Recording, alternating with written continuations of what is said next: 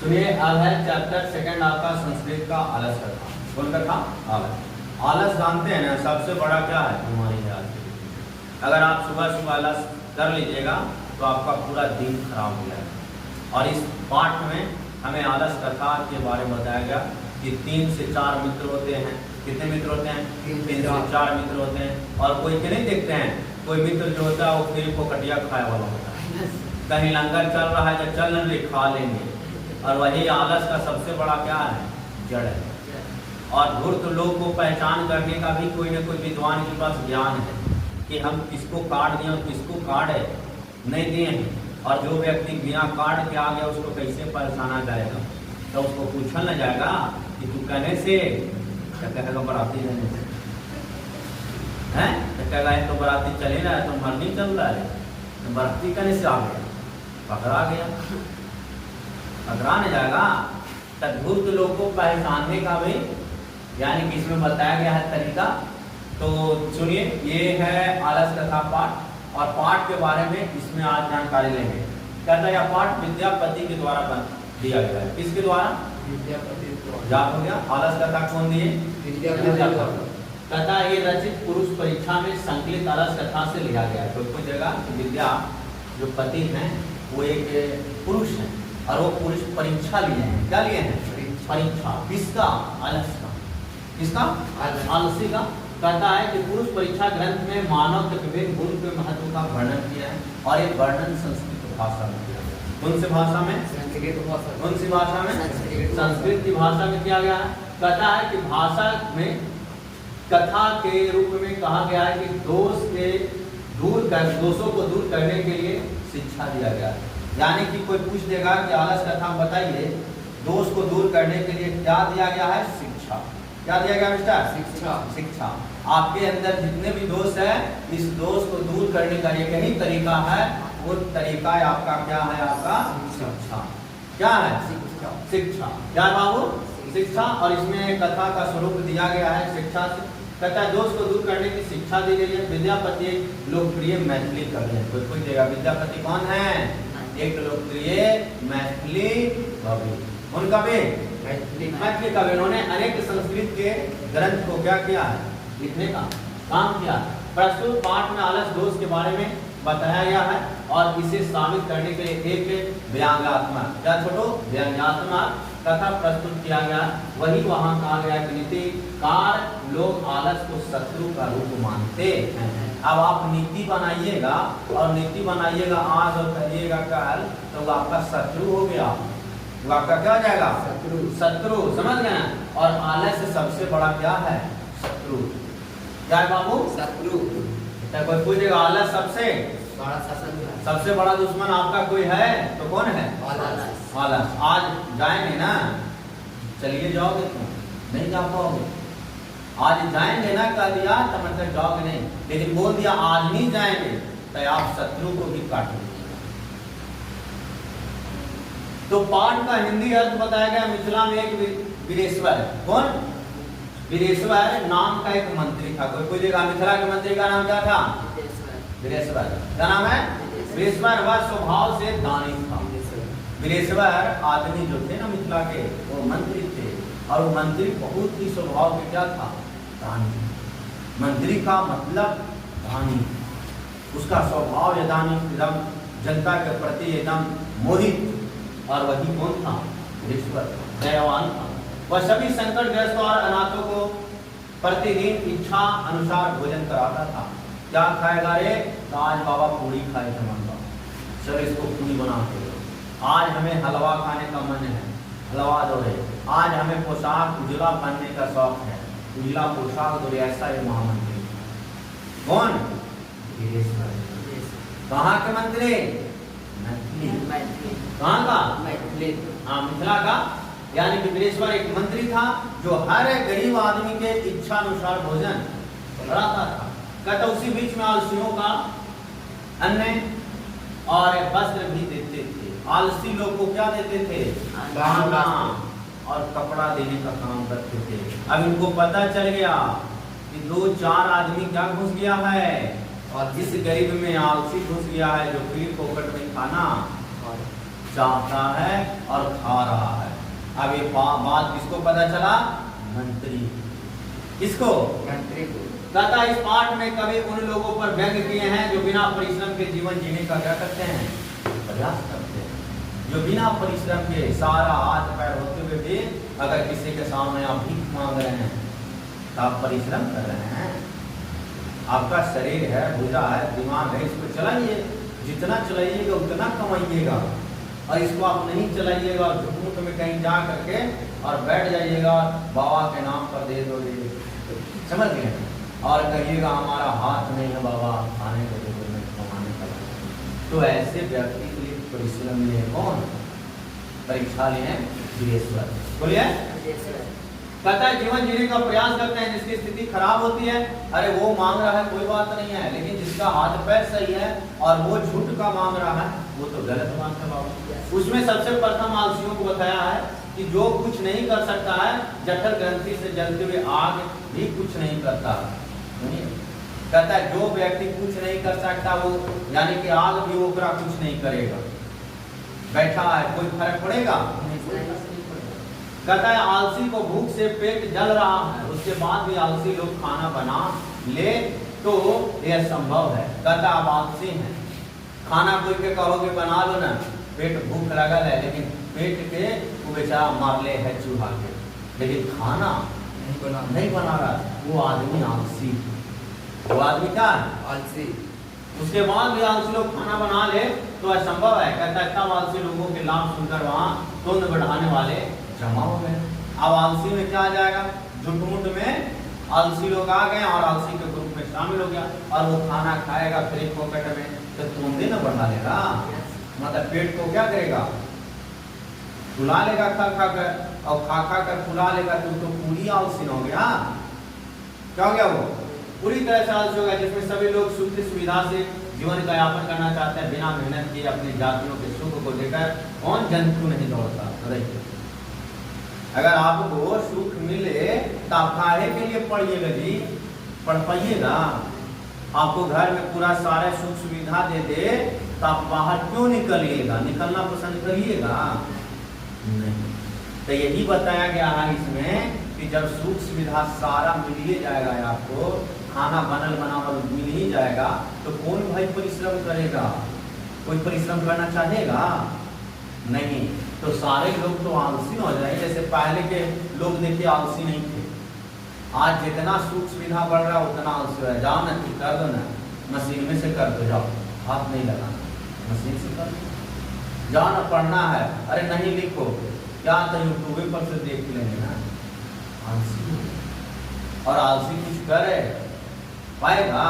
कुछ नहीं कर पाएगा। आज कल परसों पर वो तापते रहेगा, उसका कार्यकाल क्या जाएगा? Life time. समझ गए?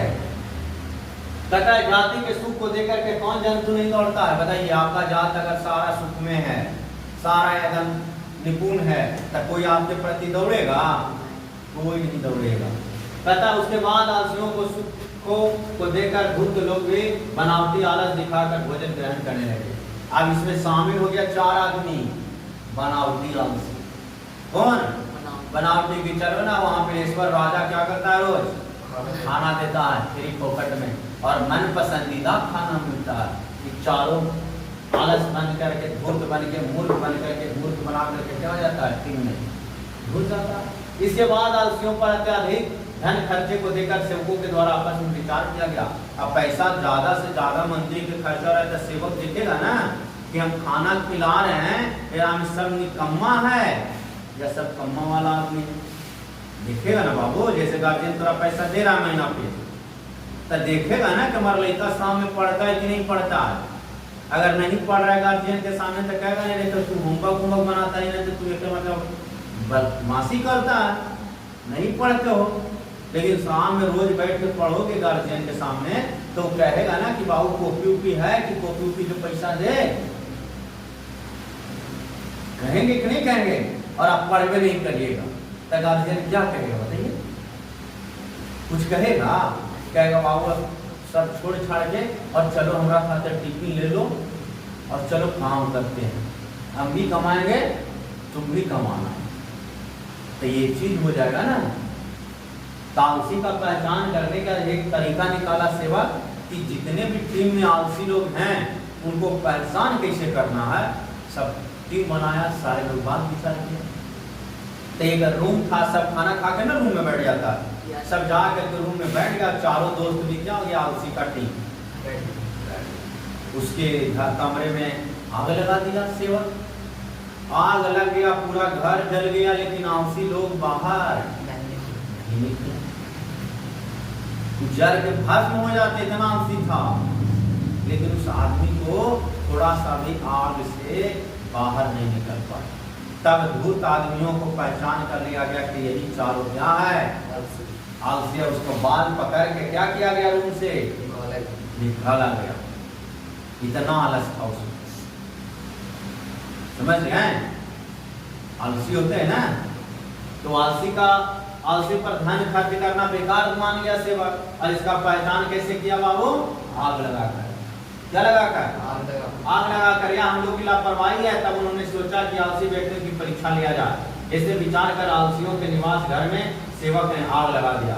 तब घर में लगे आग को देखकर सभी धूर्त वहां से क्या हो गया, भाग गया। लेकिन इसके बाद आलसी भी नहीं भाग पाए। चारों आलसी बैठा रह गया। देखिए, सिर्फ 4 व्यक्ति सोए हुए आपस में वार्तालाप कर रहे थे, लेकिन उसको आग से भाग नहीं रहा था। इतना ही आलसी था। एक था कि कोई आएगा तो हमको आग नहीं बुतानेगा, हम क्यों निकले, इतना आलस था। कहते पहला आलसी कपड़ा से मुंह ढक के कुछ बोला कि हल्ला हो रहा है। देखो कहे चुपचाप रहा है ना, हल्ला हो रहा है, गलत दिमाग ला रही, खाया मिले तो खाना को शुद्ध। कहता है दूसरे आलसी ने कहा लगता है घर में आग लग गया। तीसरा आलसी ने कहा कोई भी यहाँ ऐसा धार्मिक काम है नहीं कर सकता है, तो लोग चुपचाप रहो, दिमाग मत लगाओ। तीसरा का बोला, समझ गया ना। तो चारों तो पूरी तरह से क्या था बाबू, आलसी था। व्यक्ति नहीं, कहता है जो भी भीगा हुआ वस्त्र हमेशा शरीर पर डाल दे। ये को कहा उसे देखो कि जे कपड़ा भीगल हो ना, उस सब कपड़ा क्या करो, हमारे शरीर पर डाल दो, ताकि कपड़ा भीगेगा तो कपड़ा सूखेगा।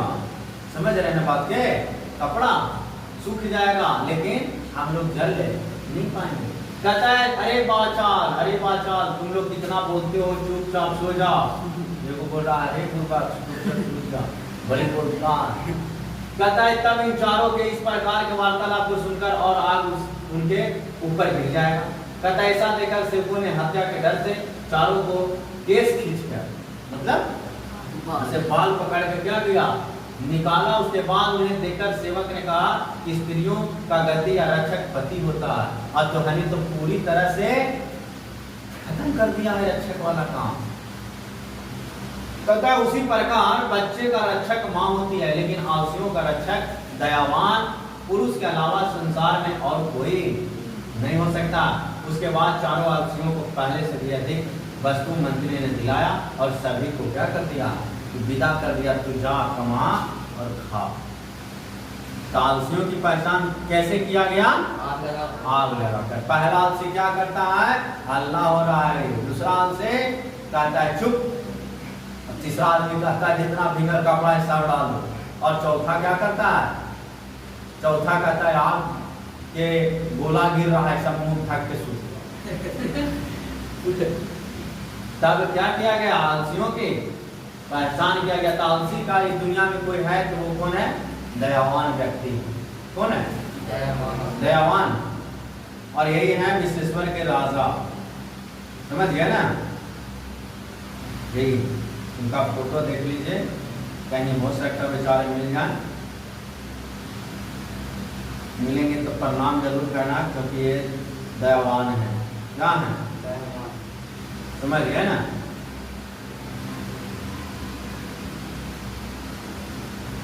अब सुनिए सब्जेक्टिव क्वेश्चन। आलस कथा का वर्णन विषय क्या है,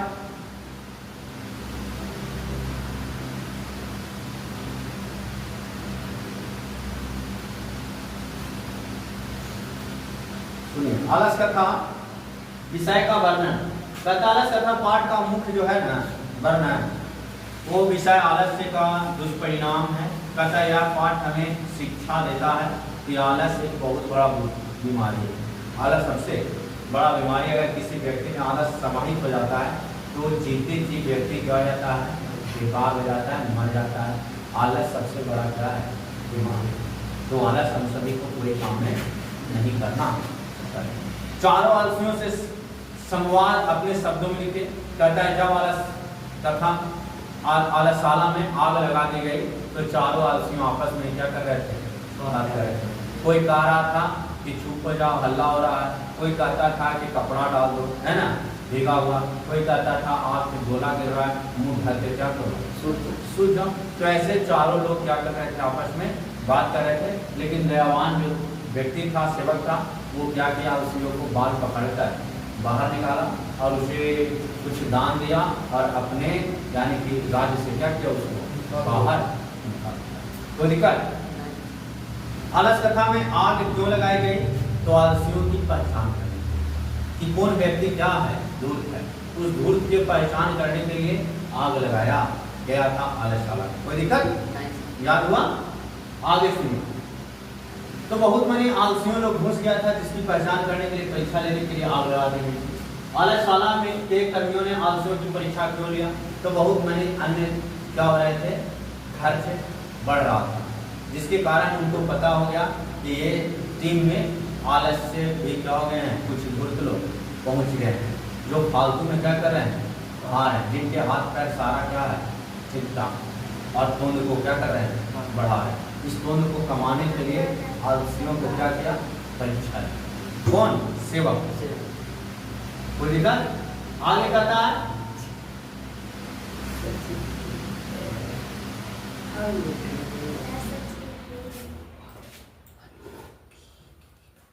सुनिए, आलस कथा पाठ में किसका